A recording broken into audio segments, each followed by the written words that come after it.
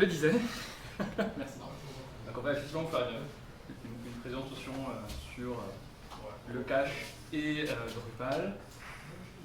Je vais faire une petite présentation rapidement, mais pour ceux qui n'auraient pas encore enregistré, je m'appelle Simon. Ça fait 15 ans que je suis dans le monde de Drupal. Alors c'est assez rigolo parce que je pense que ça doit faire 2 ou 3 ans que j'écris que ça fait 15 ans que je suis dans Drupal, en fait, parce que je arrête de compter à un moment donné. Mon background est plutôt orienté back-end, DevOps. J'ai fait beaucoup de headless dans les 13 dernières années, 15 dernières années. Et puis je viens plutôt du milieu du système et réseau. C'est avant de faire du Drupal, j'étais ingénieur de système et réseau. On reparle du full stack. Je fais pas de front-end, donc je suis pas full stack, désolé. Un petit round de logo des clients pour lesquels on travaille avec Evolving Web. J'ai suffisamment entendu parler d'Evolving Web pour la journée. Agence web, une quinzaine d'années, ici basée à Montréal. On fait beaucoup de higher head, beaucoup de services publics, institutions publiques, et un gros 80% Drupal et un petit 15-20% qui monte à WordPress. Une petite idée de comment c'est joyeux de travailler avec nous. Et puis, donc moi c'est bon après-midi à tous. Moi c'est Karine. Donc je suis tombé dans la soupe de Drupal il y a 14 ans. Je crois un peu plus en réalité, parce que je prends 14 ans, c'est la date où je me suis enregistré sur drupal.org, mais comme c'est la preuve. C'est la preuve. Je sais pas trop quand c'est arrivé, parce que moi je faisais plus du PHP pur, et puis j'étais fatigué de faire du PHP, de reprendre du code, et j'ai vu Drupal, j'ai dit oh, ça a l'air pas mal. J'ai abandonné Drupal. Je comprenais rien, et puis après 1 an, je suis revenu à Drupal, je me dis ah, c'est génial. Et depuis lors, Drupal, c'est vraiment génial. Je travaille chez Symmetry, c'est une agence montréalaise qui fait du développement pour des grandes entreprises, et c'est 100% Drupal. On a encore des petits clients legacy qui ont encore leur ancien CMS, mais... ça fait 102%. Oui, c'est ça. Donc, mais la grande majorité, c'est du Drupal. C'est du e-commerce jusqu'au gouvernement.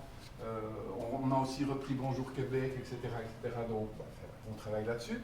Et je suis aussi chef d'équipe. Alors, chef d'équipe chez Symmetry, c'est People Success Manager. Donc, moi, mon objectif, c'est que les gens soient heureux. Et c'est ce qu'on fait chez Symmetry. Nos développeurs sont des gars heureux. Et ça, c'est un peu les entreprises pour lesquelles on travaille. Je suis plutôt spécialisé back-end. Oui, il y a pas, le full stack, ça n'existe plus chez Symmetry. Donc, moi, je suis plutôt back-end. Et ma passion, c'est la performance, mais c'est aussi les recherches Solr. J'adore ça, je trouve ça génial. Chaque fois que je vois ça, je dis waouh, c'est super. Et alors, donc, on est Great Place to Work. Et ça, c'est l'équipe de fous avec laquelle je travaille. Au début, j'avais entendu l'équipe de foot. Oui, mais il y a aussi le foot. Ah, toi, Simon. Ça fait beaucoup de remplaçants. Alors, ouais, on va effectivement entrer dans le sujet. Je vais commencer par faire une présentation d'assez haut niveau pour faire un petit rappel de c'est quoi le caching en général, comment ça s'applique au web, donc à HTTP. Puis faire une vision un petit peu architecturale du problème. Puis je laisserai la main à Karine pour explorer un petit peu plus profondément comment ça se passe au niveau des API Drupal, puis quelles sont finalement les dernières nouveautés, puis comment on peut aller assez loin, comment on applique ça en vrai quand on est un développeur. Donc, petit rappel, il y a 2 choses compliquées en informatique, nommer les choses, vider les caches et les erreurs off by one.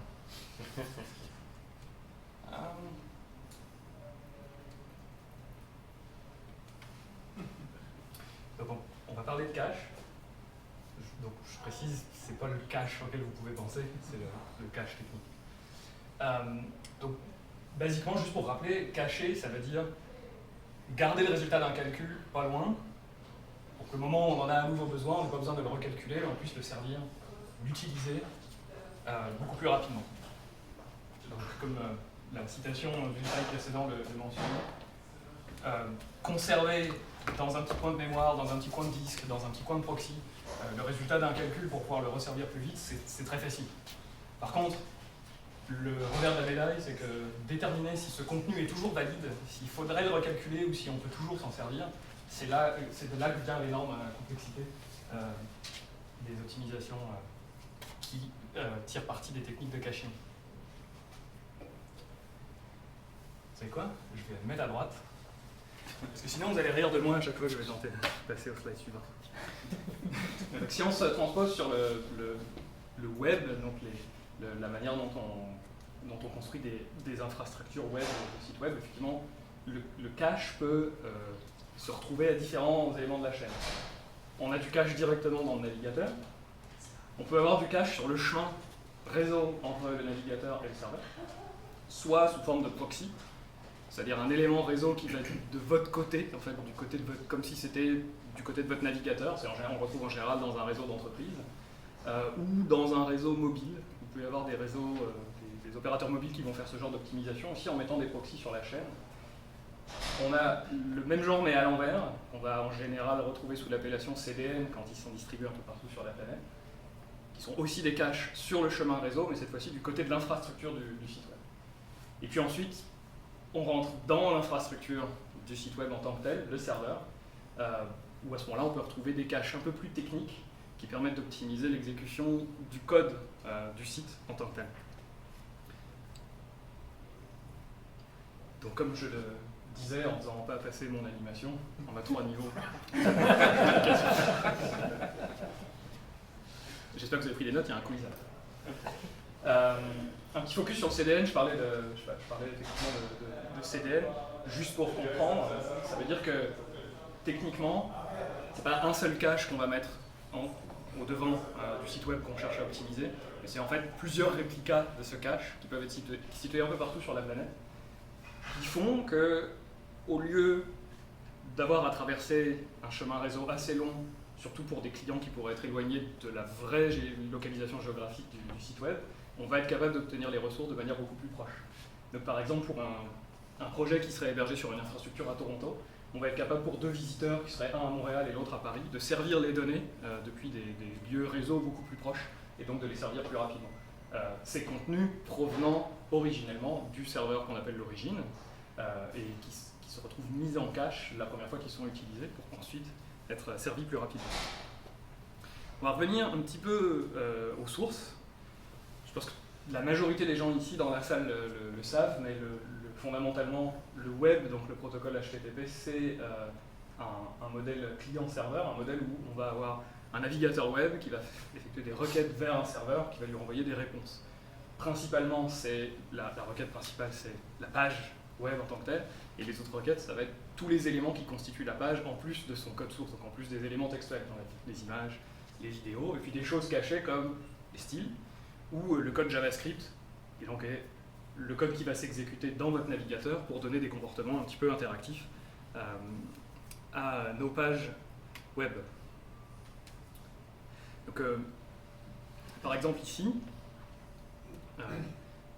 on va, je vais passer l'animation, ça n'a pas trop d'intérêt à cet endroit-là. Donc, ce qui va se passer si on focus un petit peu sur l'infrastructure du serveur, donc on va imaginer Drupal en tant que tel, le serveur va recevoir la requête,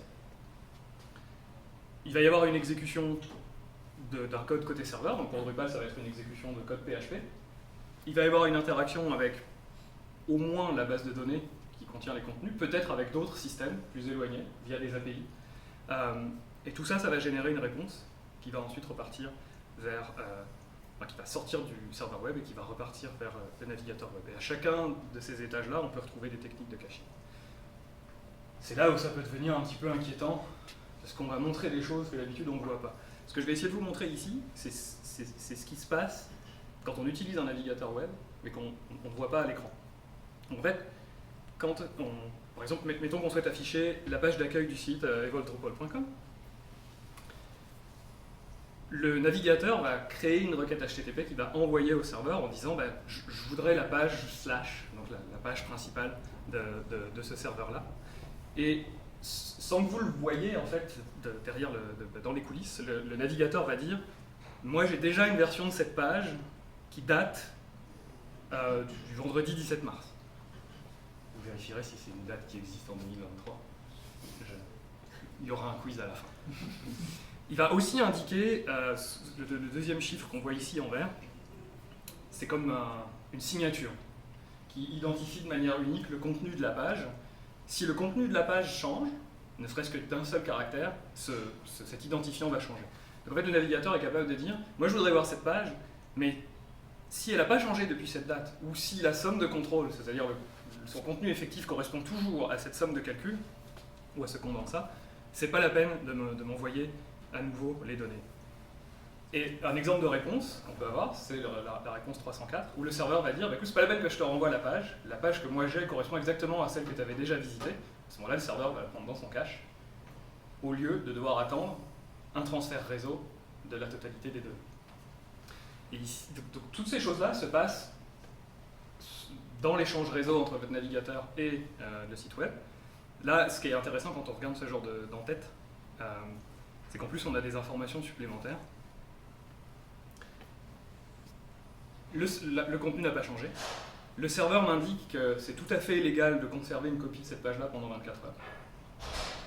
C'est-à-dire que mon navigateur peut décider que pendant 24 heures, si je veux revisiter la page d'accueil d'evoqueglobal.com, j'ai même pas besoin de retourner au serveur. Je peux faire confiance aux données que j'avais déjà récupérées.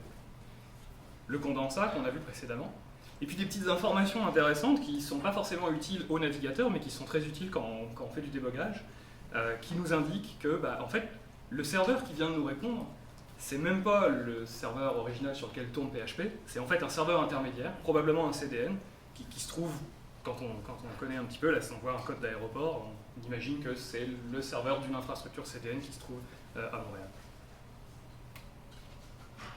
Donc comme on a vu, si on a un CDN sur le chemin, comme dans le cas que je viens de montrer, en fait, tout l'échange se passe entre le navigateur et ce serveur qui est très proche, et le trafic n'atteint même pas l'infrastructure du site web. Donc après vous avoir parlé de ces possibilités d'optimisation sous forme de cache sur le chemin réseau, donc des caches HTTP, j'ai repris ici sur le diagramme à l'extérieur de l'infrastructure.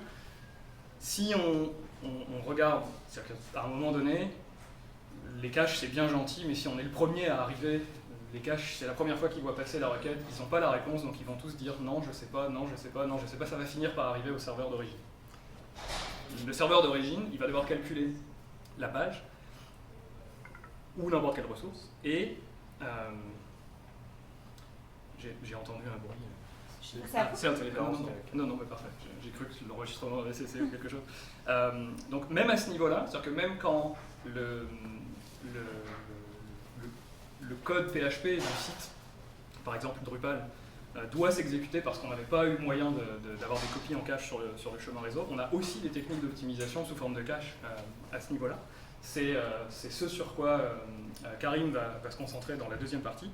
Et si on parle de Drupal en particulier, par défaut, sans qu'il y ait rien à faire, sans qu'il y ait besoin d'impliquer aucun développeur, il y a déjà énormément de caches, de techniques de caching qui sont mises en œuvre à plein de niveaux. Par défaut, ces données-là qu'on veut garder pour optimiser l'exécution vont être stockées dans la base de données, donc la base de données MySQL qui est déjà présente. Mais on a aussi la possibilité d'intégrer Drupal à des composants d'architecture qui sont dédiés à ça, que j'ai appelé Object Cache ici sur mon diagramme, qui vont être beaucoup plus performants que MySQL ou MariaDB pour stocker et récupérer ces objets en cache. Et donc c'est une technique d'optimisation qui est intéressante en plus parce que ça retire beaucoup de pression sur la base de données et ça permet d'avoir un cache encore plus rapide. Si on fait juste un petit focus sur des plateformes d'hébergement dont on connaît les noms, même si on s'en sert pas tous, mais en tout cas on connaît le nom, ça va permettre de se rendre compte un peu des technologies qui existent sur le marché. J'ai parlé de CDN, j'ai parlé de cache HTTP, j'ai parlé de cache objets qui sont reliés vraiment à l'exécution du code. Pour tous ces éléments-là, il y a des briques architecturales open source qui existent et qu'on peut choisir. Donc si on est complètement à droite et qu'on est sur sa propre infrastructure custom, on mix and match, on prend ce qu'on a envie. Si on utilise un hébergeur spécialisé type Acquia, Panthéon, Plateforme SH, dans leur offre, ils vont déjà avoir fait un choix, ils vont déjà avoir fait une intégration. Et donc ça permet de se rendre compte que par exemple sur le marché des caches objets qui permettent d'accélérer l'exécution du code PHP, on va avoir par exemple Memcache et Redis, qui sont les deux mastodontes open source sur ce créneau-là. Akuya a fait le choix de Memcache, Panthéon a fait le choix de Redis. La différence pour le développeur, 0. Puisqu'en fait, les deux ont un module contrib Drupal pour s'intégrer.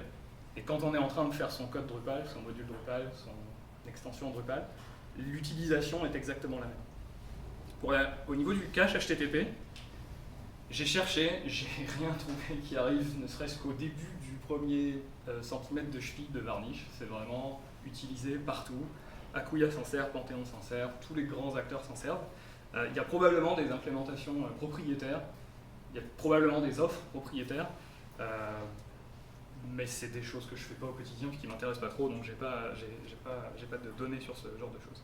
Au niveau du CDN, les hébergeurs ne font pas de CDN eux-mêmes. Le CDN, c'est un métier à part, donc vous avez probablement déjà entendu parler de Cloudflare, vous avez probablement déjà entendu parler de Fastly, vous avez peut-être entendu parler de, comment il s'appelle, Cloud Edge, l'offre d'Amazon. Donc quand on travaille avec certains hébergeurs, ils vont intégrer dans leur offre certains CDN. Donc on voit que Panthéon, par exemple, a fait un choix d'opinion, ils intègrent Fastly et c'est tout. Et Akuya donne le choix en fonction des offres. Vous allez pouvoir retrouver que soit Cloudflare, soit Fastly. Évidemment, si vous travaillez sur votre propre infrastructure, vous pouvez choisir le CDN que vous voulez. Très rapidement, quand on descend dans Drupal, donc on a vu, Drupal est capable, même s'il n'y a pas d'optimisation sur le réseau, s'il se retrouve à devoir exécuter la requête, Drupal est capable de faire de la mise en cache pour accélérer l'exécution du code. Et en fait, ces données-là, elles sont séparées, comment dire, elles sont techniquement séparées dans plusieurs catégories, ce qui permet en fait de les gérer de manière différente, de les stocker de manière différente. Certaines on va les garder longtemps, certaines on va les garder moins longtemps. J'en ai nommé quelques-unes ici qui correspondent à des choses qu'on connaît bien quand on fait du Drupal, views, des blocs, des pages. Donc toutes ces choses-là, quand elles sont calculées atomiquement, elles sont stockées dans des caches séparées. Il y en a que je n'ai pas listé ici, mais par exemple tout ce qui est cache lié à la config, les caches qui sont liées au fait que Drupal connaît la liste des modules que vous avez rajoutés. Bon, ce n'est pas des choses que Drupal va recalculer à chaque fois, parce que ce serait très lourd de scanner l'ensemble des fichiers de votre site systématiquement pour chaque requête. Donc ça, s'il y en a ici qui cliquent souvent le bouton clear cache ou qui font du drush CR, des choses comme ça, c'est ce qui se passe en fait. Drupal précalcule un certain nombre de choses, puis ça va dans un des cache beans, un peu plus système, qui stocke toutes ces données système de manière à ce que chaque fois qu'une requête arrive, il y a un certain nombre de choses qui sont déjà prêtes à l'emploi. J'ai nommé différentes catégories de cache dans Drupal, donc les blocs, les views, les pages. Je veux juste, et Karim en parlera beaucoup plus, mais c'est depuis Drupal 8, ça s'est amélioré en Drupal 9, ça devient fantastique en Drupal 10, c'est le Dynamic Page Cache. Pour ceux qui ont fait du Drupal 7 ou antérieurement, en gros, il y avait deux possibilités. Soit vous aviez du trafic anonyme, et c'était formidable parce qu'on peut tout mettre en cache, puis c'est très rapide. Soit vous aviez des utilisateurs authentifiés et on ne pouvait rien cacher. Donc il fallait recalculer toutes les pages et essayer d'optimiser de manière un petit peu, je ne sais pas si on peut appeler ça de la sorcellerie ou de la magie noire, mais à un moment donné, ça réduisait quand même à très peu de monde la capacité en termes de compétences pour pouvoir optimiser ce genre de site. Depuis Drupal 8, il y a la notion de cache de page dynamique, où en fait Drupal est capable de considérer tous les éléments d'une page, par exemple, de manière indépendante, les cacher de manière indépendante. Et si on est dans le cas d'un trafic anonyme, ou d'un trafic authentifié, mais pour lequel on sait qu'il n'y a aucune différence en fait, dans le contenu de la page, on va être capable de cacher la page au complet. Donc Drupal va être capable de dire « Oh, cette URL-là, j'ai déjà calculé le code HTML, je l'envoie directement. » Puis si on a des pages où il y a quelque chose qui change, hello machin en haut à droite, où vous avez 14 articles dans votre panier en haut à gauche, Drupal va quand même être capable de dire, en fait sur la totalité, 99% de la page, je les connais déjà, je les reprends dans mon cache, je les assemble et je recalcule uniquement les 2-3% de données qui sont nécessaires, beaucoup plus rapidement évidemment. Je fais l'assemblage et je renvoie ça à l'utilisateur.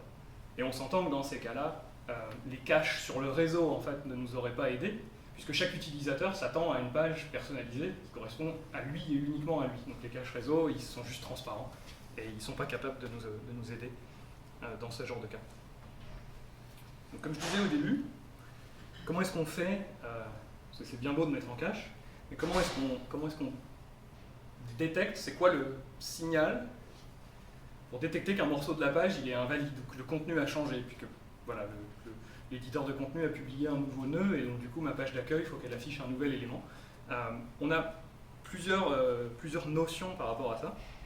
On a les contextes et les tags qui sont, on va dire, qui font 90% du travail. On a le max age qui est un petit peu une manière de dire, pour simplifier, je produis un contenu et je vais autoriser à ce qu'on le garde en cache pendant un certain temps. Je m'en fiche un peu si le contenu va plus être très frais pendant un certain temps. Si c'est rafraîchi toutes les 24 heures ou toutes les 10 heures ou toutes les 2 minutes, ça me suffit. Les contextes et les tags, la notion qu'il faut comprendre, c'est je vais attacher à mon contenu, pour les contextes, pour la notion de cache contexte, c'est que je vais expliquer à Drupal que mon contenu, les conditions en fait, qui font varier mon contenu.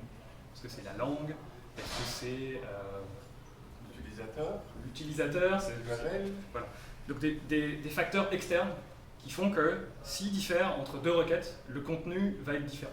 Ce qui va permettre à Drupal de dire je vais considérer ces critères-là, puis je vais garder plusieurs versions en fait de la page que j'ai calculée. Comme ça, si les critères correspondent au visiteur qui arrive, je vais être capable de lui donner la page qui correspond.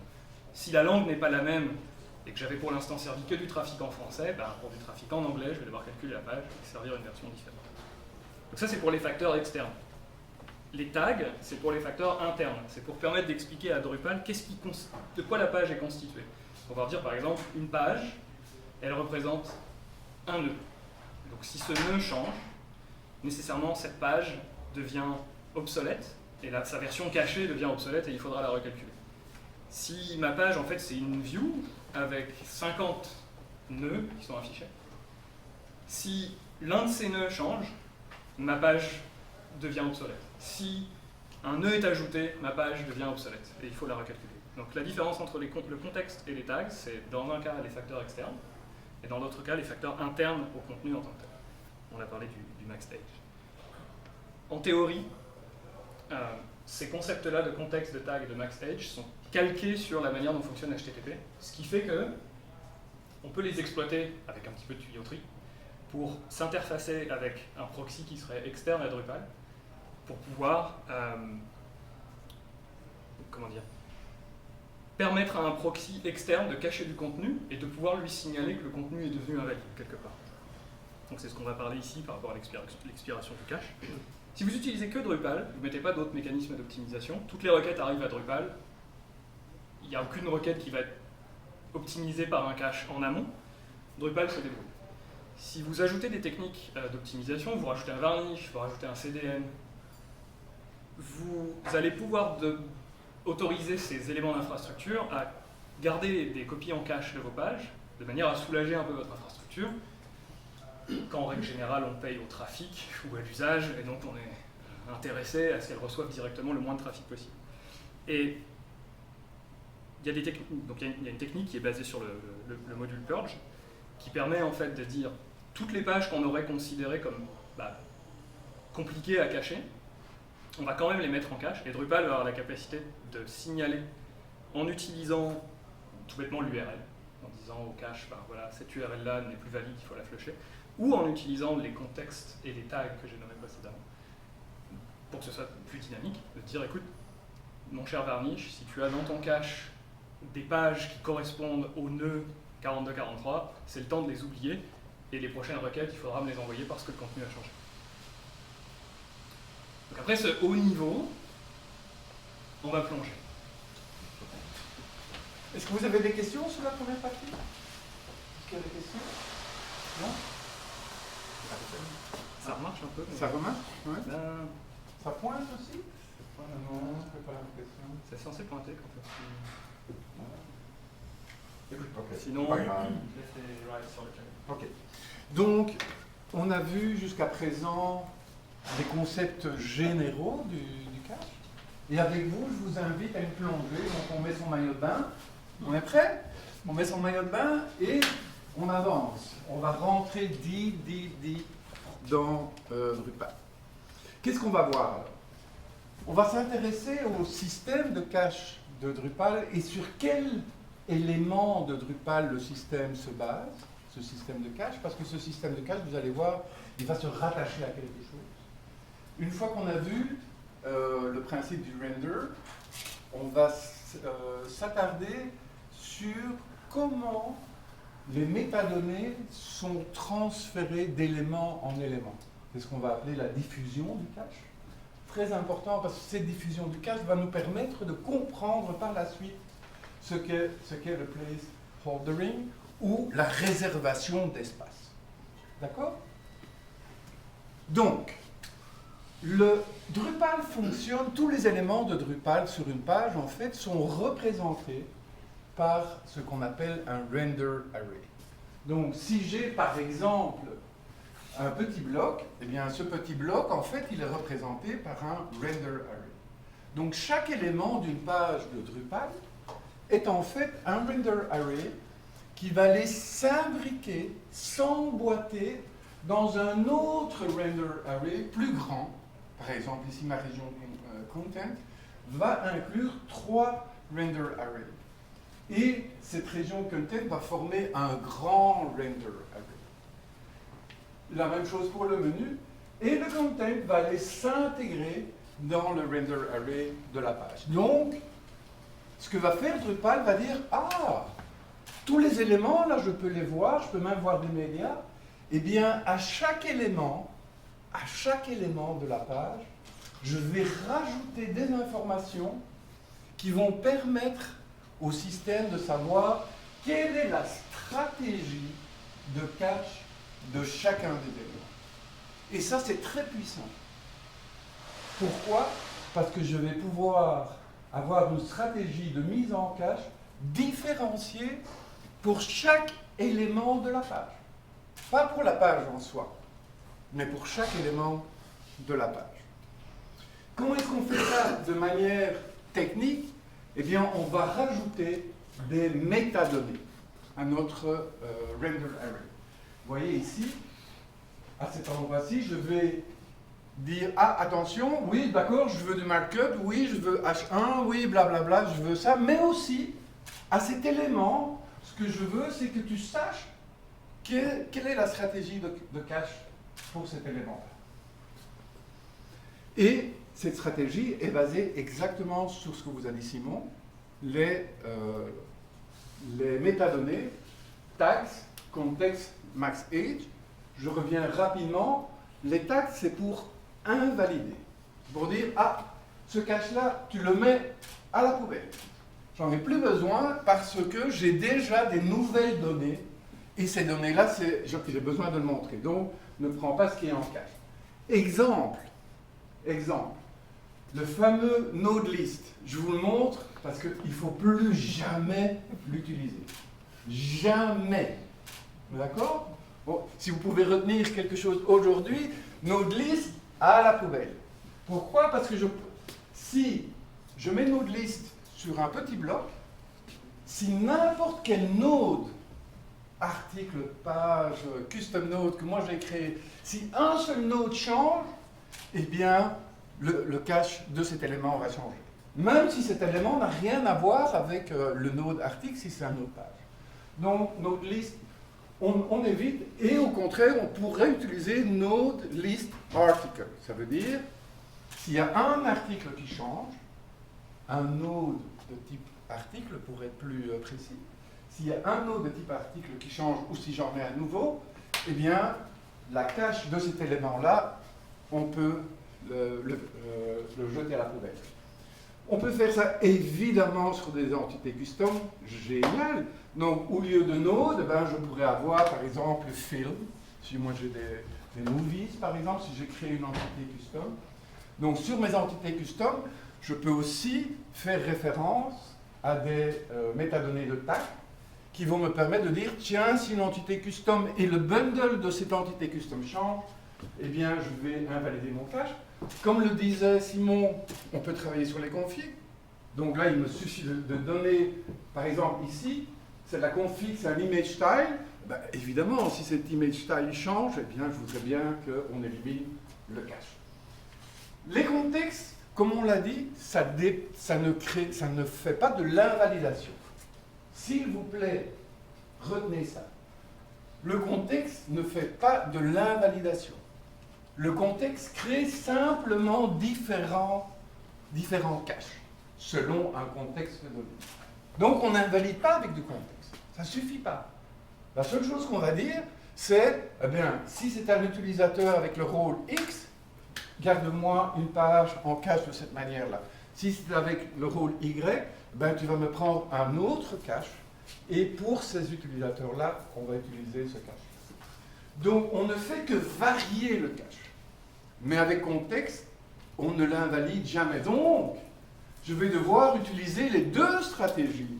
Je vais devoir dire, tiens, pour les utilisateurs anonymes, par exemple, on va utiliser ce cache-là, mais aussi, je vais utiliser une métadonnée de taxe pour dire, et s'il y a des notes qui changent, alors il faut invalider ce cache que j'avais déjà varié avec le cache contexte. Petite chose intéressante, par défaut, notre ami Drupal, il nous crée des contextes toujours. Et parfois on ne s'en rend pas compte, on se dit, bah non, mais pourquoi est-ce que j'ai une variation là? Qu'est-ce qui s'est passé? Ben, c'est parce que Drupal dit, ah, moi je vais quand même te créer un cache sans que tu le saches sur les langues. Donc plus besoin à nous de rajouter des tags pour la langue, pour que le cache varie. Non, c'est fait par défaut. Pour chaque thème, si on change de thème, eh bien, Drupal va créer une variation. Et sur les permissions. Donc en fait, on va toujours avoir au moins 3 variations de notre cache. Prenez ça en compte parce que quand on commence à mettre du contexte, si on met du contexte, on va commencer à rajouter des couches et des couches. Enfin, le dernier, c'est le plus simple, mais le plus dangereux. C'est comme ça dans la vie. Quand c'est trop simple, c'est dangereux. Donc, c'est le max age, combien de temps ça va être valide. D'accord? Donc ça c'est aussi de l'invalidation.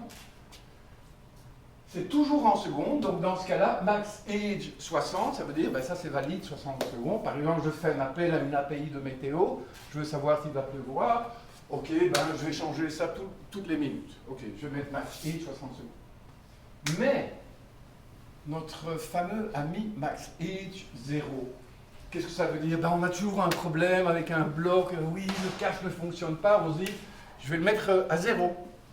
Bien ça veut dire jamais. Jamais, jamais, jamais. Pas oui, un petit peu, non. 0. Pas de cache. Chaque fois que tu vas faire ce bloc, chaque fois que tu vas recréer cet élément de la page, eh bien il faut que tu le recrées from scratch. Depuis le début. D'accord? Par défaut, je ne suis pas obligé de mettre max age parce que par défaut, c'est -1 et c'est permanent. Donc Drupal considère que normalement, les éléments de ma page ne doivent pas changer dans le temps. Ils sont tout le temps valides dans le temps. Et si Drupal nous le dit, c'est quand même notre ami, non? On a confiance en lui. S'il nous dit que c'est ça qu'il faut faire, eh bien il faudrait bien suivre ça et laisser les invalidations en charge du tag. Ça, c'est une bonne stratégie. Éviter les max age. Parfois, on en a besoin. Et je vais vous dire pourquoi c'est extrêmement dangereux. On va le voir maintenant. Jusqu'à présent, il y a des questions? Ça va? Donc, si moi j'ai une page, bien à chaque élément de ma page, je vais avoir des métadonnées de cache. Donc, je vais avoir des tags, je vais avoir des contextes. On a dit pas de max age? On est d'accord? Ici aussi, sur cette vue-là, sur le node en lui-même, j'ai encore du contexte du tag, et sur le contenu, et sur la page, etc., etc. Chaque élément de ma page a donc sa propre stratégie de cache. Alors, qu'est-ce que va faire Dynamic Cache? Et c'est là où parfois on se trompe un peu, et moi je me suis trompé pendant des années. Moi je pensais que Dynamic Cache mettait tous les caches de chaque élément de ma page, c'est-à-dire celui-là, il le mettait en cache et que c'était bon. Voilà. En fait, non. Ce que fait Dynamic Cache, il va mettre en cache une seule chose, la page. Le reste des éléments, il va le mettre dans le renderer cache, un autre cache. Donc dans Dynamic Cache, ce qui nous intéresse, c'est un seul élément, c'est le cache de la page. Et s'il ne le trouve pas, c'est comme Simon nous l'a dit, s'il ne le trouve pas, il va nous dire cache hit, miss, il va nous dire non, je n'ai pas trouvé de cache pour cette page-là. Alors maintenant, je vais commencer à aller voir s'il existe du cache dans le renderer cache pour les autres éléments de la page. D'accord? Donc le principal objectif de Dynamic Cache, c'est de savoir est-ce que je peux avoir une seule fois le cache de la page. Est-ce que je peux, oui ou non? Oui, hit. Non, miss. Et alors là, on repart sur la page et on va aller chercher, est-ce que celui-là je l'ai en cache, est-ce que celui-là non, et celui-là il change, et ça va nous prendre 10 secondes et le client, next, il est déjà parti. Donc pour nous, ce qui est très important, c'est de savoir si la page est accessible par le Dynamic Cache. Alors comment est-ce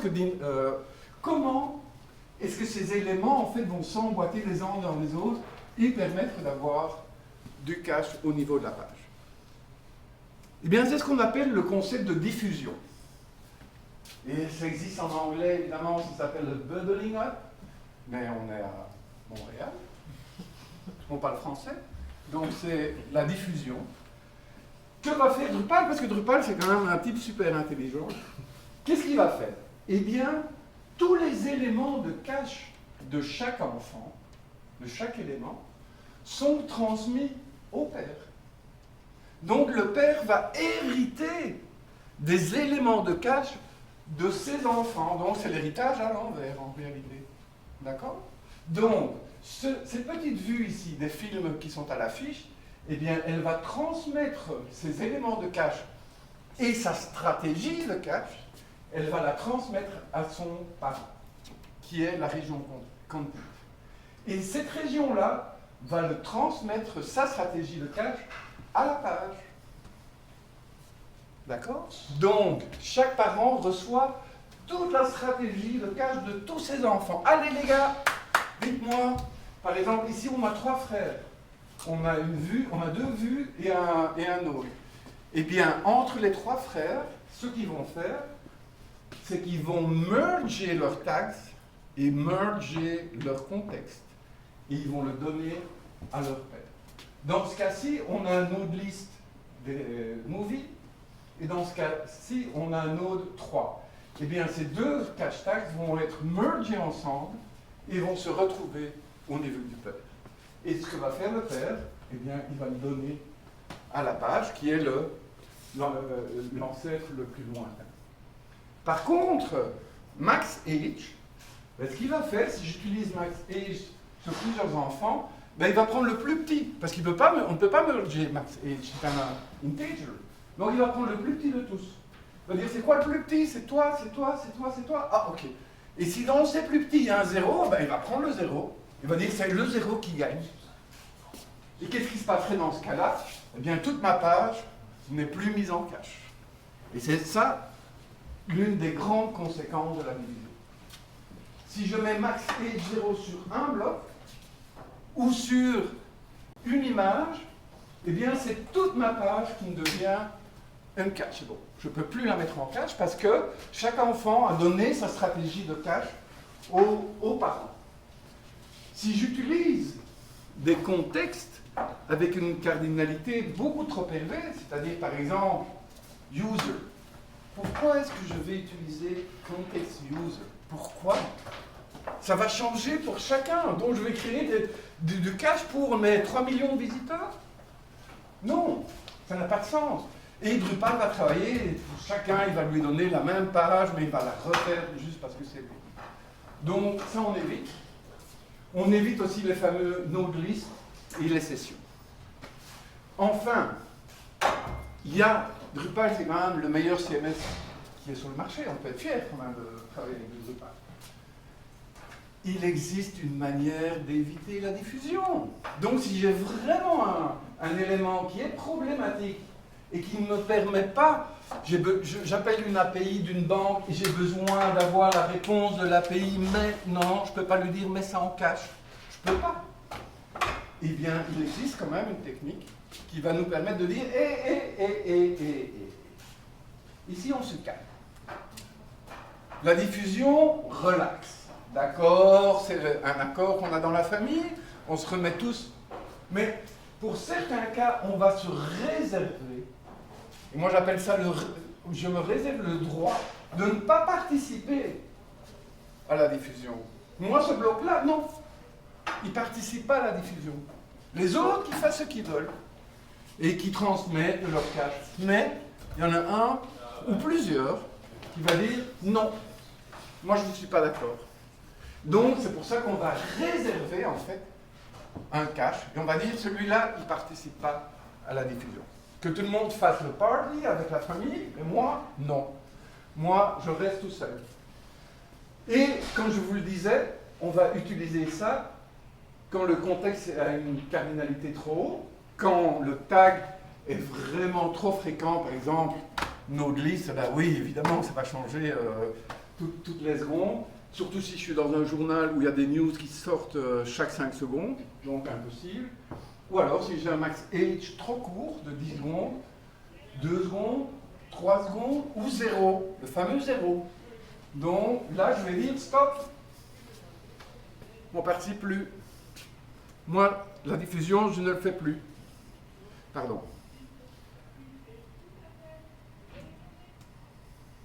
Qu'est-ce qui va se passer alors? Quand un enfant dit « je ne participe plus à la fête », c'est fini. Ben, on fait quand même la fête.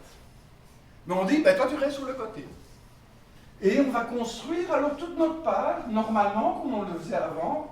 On va reprendre et on va hériter de toute la stratégie de cache de tous les enfants, de tous les éléments, sauf lui. Lui, il est sur le côté. Et au dernier moment, on va dire, allez, est-ce que tu as la page? Est-ce que tu as le cache de la famille? Et Dynamic Cache va dire, oui, je l'ai. J'ai le cache de toute la famille. Et ce petit-là, ah ben on va le rajouter au dernier moment. D'accord? Donc le petit problématique, le petit qui a le max et 0, ben lui, il reste sur le côté. On travaille normalement, on met la page en cache, pas de problème. Et au moment de faire le rendu de la page, on dit « Ah, attends, j'ai toute la famille, mais je vais quand même prendre celui-là. » Et au dernier moment, je le mets. Eh bien, c'est ça, en fait, quand on réserve de la place.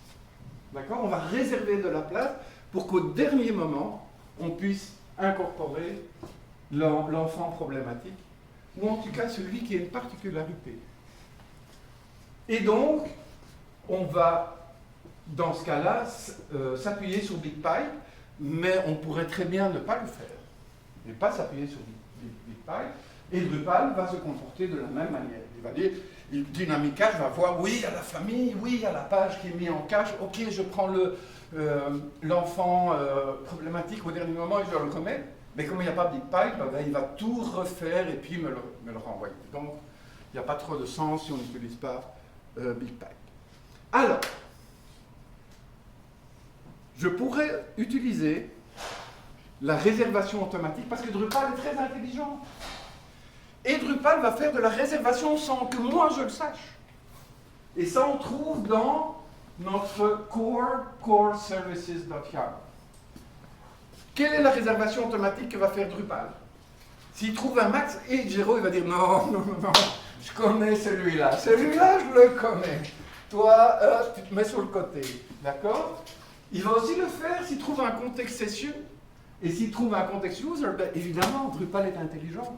Alors nous, on pourrait, dans notre service YAML, inclure d'autres contextes. Et c'est là que ça devient puissant, parce que nous, on va pouvoir créer nos custom contexts. Et on va pouvoir créer nos custom tags. Ou rajouter des autres contextes qu'on connaît. Je pourrais très bien mettre ici Node List Article, parce que je sais que ça n'a aucun sens de mettre cet enfant problématique dans la famille. Donc, qu'est-ce qu'il faut faire? Eh bien, il faut rien faire.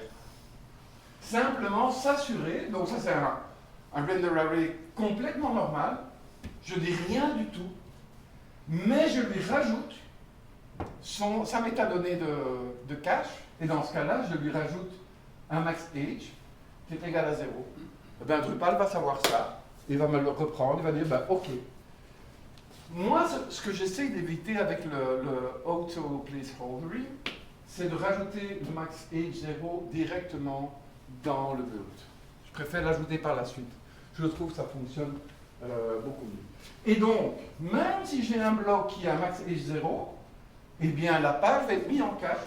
Je vais avoir un cache hit, va dire ok, j'ai toute la famille et au dernier moment, je prends le petit bloc que je voulais. Mais parfois, ah oui, je ne peux pas compter simplement sur les tags et les contextes que m'a donné Drupal. Moi, j'ai parfois des contextes propres, des tags propres sur lesquels moi, je voudrais faire de la réservation. Bien, comment est-ce qu'on va faire la réservation?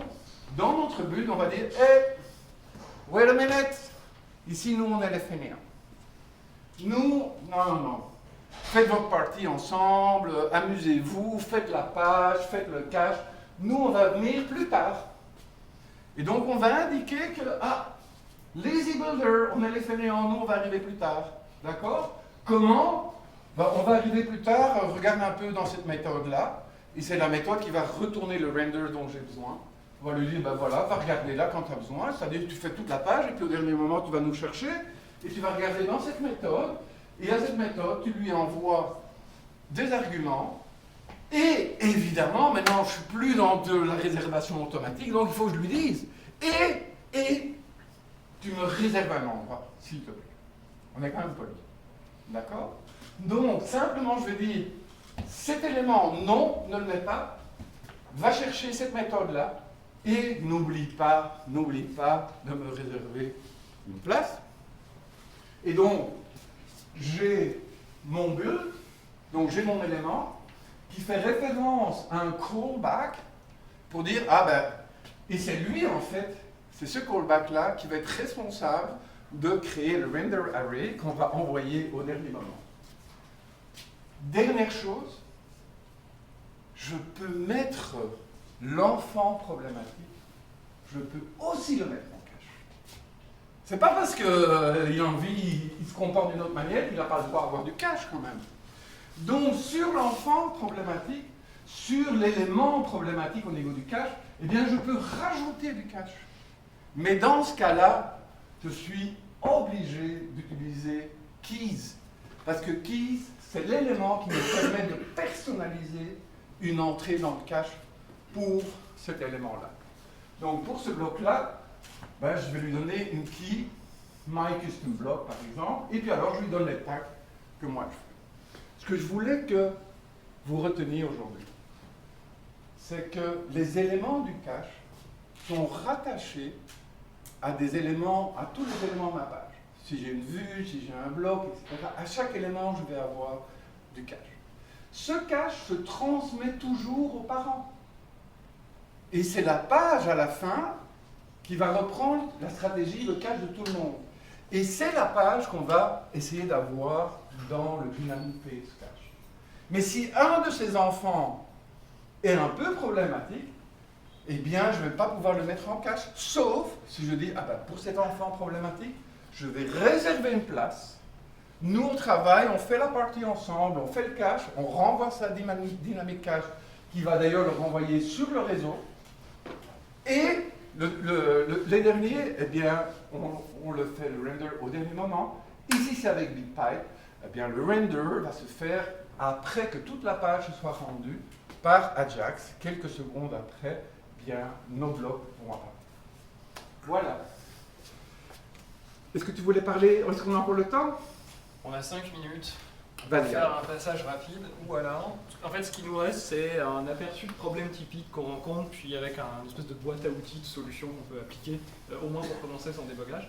Je peux passer sur ça rapidement, ou alors, sinon, on peut faire un petit Q&A de 5 minutes. Il y a une petite chose que moi je voulais montrer. Tu peux montrer le dernier? On va montrer. En fait, juste rapidement, le problème de cache qu'on a encore, qu'on peut avoir, c'est qu'on ne cache pas assez. Et c'est exactement ce que tu as dit, on met trop de contexte, on met les mauvais tags, et donc on se retrouve à pas cacher assez, donc on veut cacher, mais on n'a pas les performances attendues parce qu'on cache pas assez. Ou alors on cache trop. On met en cache de manière très agressive, et on oublie que savoir invalider les caches, ça fait partie des 2 problèmes dans la liste de 3. Et donc on cache trop quelque part. Et puis un petit exemple, c'est par exemple quand la page est bonne, il manque les styles. Petit problème. Et ça c'est un des... Comment dire? C'est pas un problème de code, en général c'est un problème de tâches post-déploiement. de choses qui n'ont pas été correctement cachées, et principalement d'acteurs externes à votre Drupal auxquels on n'a pas signalé en fait que la page avait changé. Donc soit il vous sert la vieille page, mais les styles sont plus là parce qu'ils ont changé de nom, soit l'inverse. Et pour diagnostiquer ça,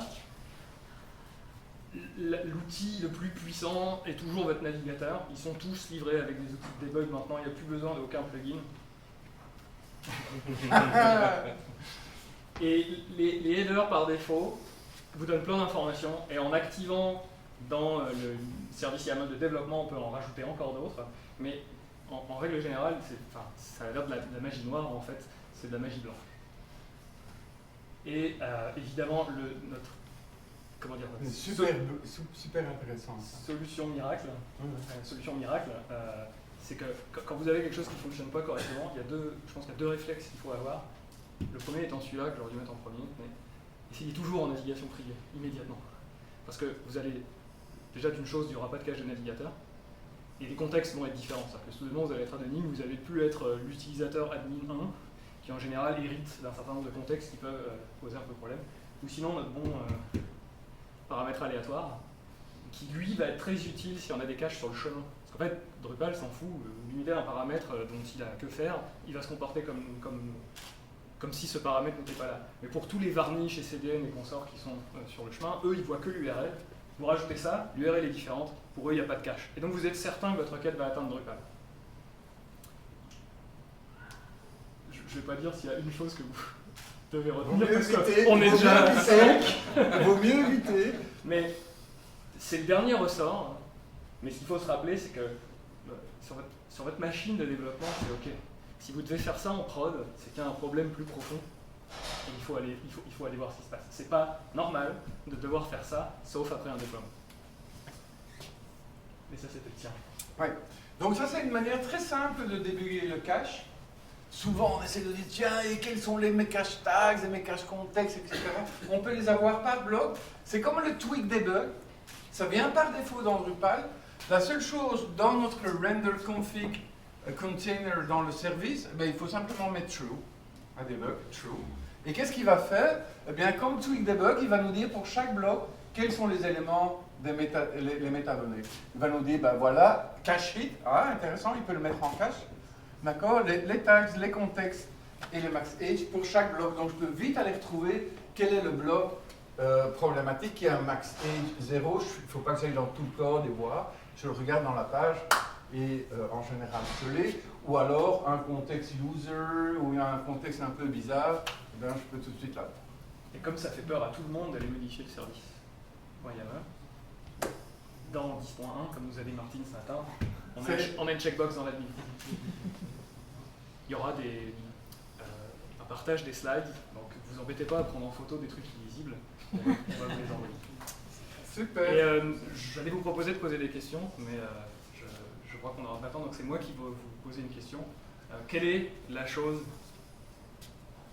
avec laquelle vous devez repartir, la seule chose à ne pas oublier que vous avez dit? La seule chose parmi les 4 seules choses qu'il ne fallait pas oublier, c'est laquelle? Attention au max age. Max age 0, mais c'est automatique maintenant, donc il ne faudrait pas trop avoir peur. Non, celui qui n'est pas automatique. Pas de contexte, notre liste. Ah, bien. Super. Parfait, merci beaucoup. Merci beaucoup.